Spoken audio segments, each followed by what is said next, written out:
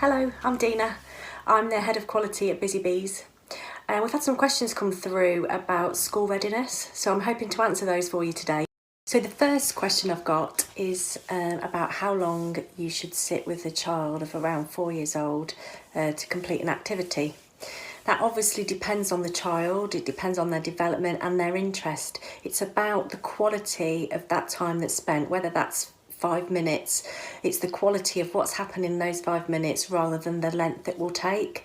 And it's nice to sometimes keep an activity out and let them come back to it when they feel more confident. They might dip in and out. So don't feel pressured thinking it's, you wanted that activity to take a long time. It's not about that, it's about the quality. And it's making it interesting for that child. If they've got a specific interest, whether it's Spider-Man or unicorns, it's trying to engage them by bringing that into it as well. So don't worry too much about the length of the time, it's the experience that takes place during that activity. So we've had a lot of questions around what would my child need to know before starting school. Popular belief is that they need to be able to read and write, which is not true. The biggest thing that you can work on with your child is their independence.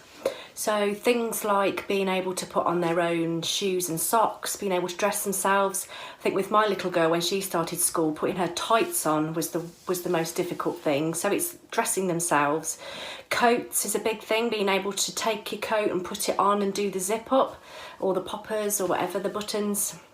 And things like lunchtime, think about lunchtime. If they're going to have a hot meal, are they able to carry the plates or the tray? Are they able to pour their own drinks?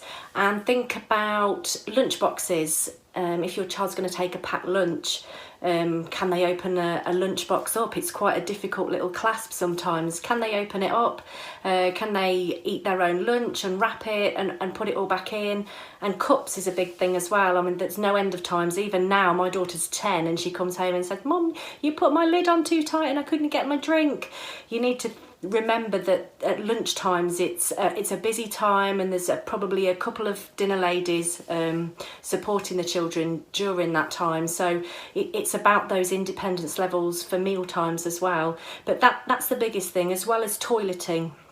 I think toileting is a big thing, and it's very different to being at home.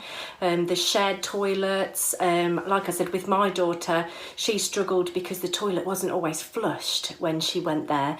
So that was a big thing, that we got her to have a look down the toilet and flush it if it wasn't clean, and then go to the toilet. So it's whether they're able to take down their own clothes, go to the toilet, put their clothes back on, wipe themselves if they need to, and then obviously wash their hands and dry them. So it's all of those independent things, as well as sharing and having friends and that sort of thing. Don't worry about reading or writing. The most important thing is their independence. So the next question is, what is the basics that the school will expect the child to be able to do when they first start? Like I said before, it's definitely independence, making sure they've got all of those skills, and things like maybe being able to find their name. So you could write their name in lowercase letters with the capital for the first letter. Write their name and help them to find it and recognise other letters around the environment that are the same that is in their name. Things like being able to develop the tripod grip to be able to hold a pencil. So you could do little activities with a pair of tweezers or tongs, getting them to pick things up, and that just strengthens their hand ready to hold a pencil. Following instructions and being able to listen to numerous instructions. So hang your coat up and then put your bag on the step. So it's being able to process that and then follow it through. That's another thing that's quite difficult, to have more than one instruction. Being able to communicate their needs and being able to hold a conversation with somebody. Encouraging a love of books, and that includes how a book works, the way it opens, which way up it should be, the way the writing goes from left to right, and being able to follow that. Having conversations about books, whether that's fiction, non-fiction or magazines. You can give them a variety of media to read. Predicting things, what do you think will happen next? That's a really good way of getting the child to speak and interact with you and have those really important conversations. They'll always have a favourite book, and there's nothing wrong with that if they want to read that over and over again. That's given them confidence in reading. So I definitely recommend books. So all of those things together will give your child the foundations that they need for starting school. But I can't emphasise enough the importance of their being able to manage their own hygiene. So like I said, going to the toilet and wiping their nose, knowing when their nose is dirty and they can get tissue and wash their hands afterwards. The independent skills are the biggest thing, but like those are the skills, like looking at books, knowing how to care for books, all of those things that I talked about will give them the right foundations. The next question was, how can I teach phonics the same way the school will?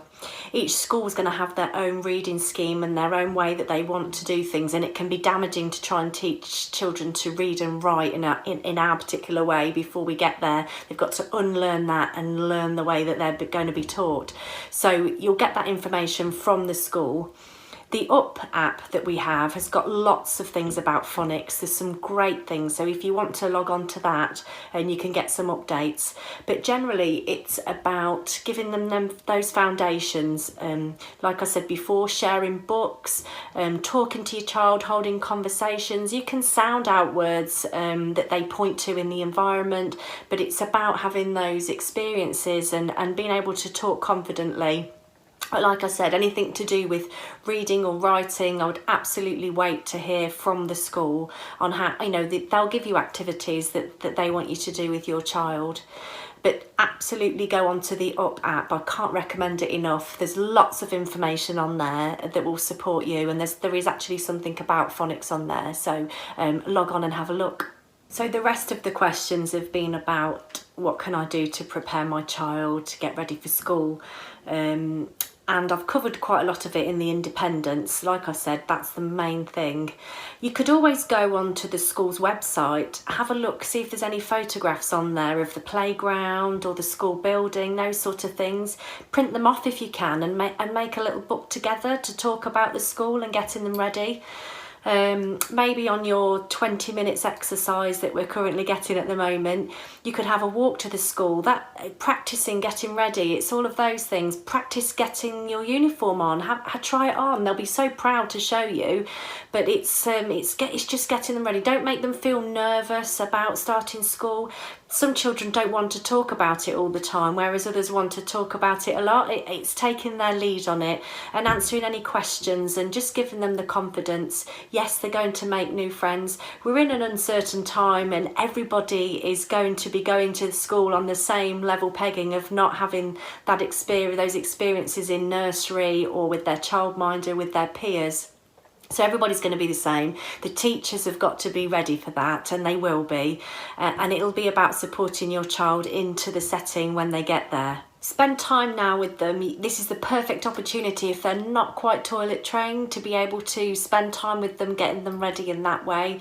Meal times, we're not at work at the moment. They can be less rushed. We can help the children perhaps serving their own food, onto their plate, laying the table, knives and forks. All that independent stuff is going to really, really support them. Downloading the Up app will give you access to a variety of activities, and like I said, there's a lot of things that I've talked about today that are within the Up app. Independence ideas, things about phonics, and lots of other fun activities. I definitely recommend that you do that. Well, I hope that's been helpful, and good luck to you. Good luck to all your little ones starting school. Make sure that you send photographs back to nursery, or send them in to us even if you're not at nursery. We love seeing pictures of them starting school or standing up against their front door. It's a fantastic time. You should be really proud and enjoy this time and help get them ready.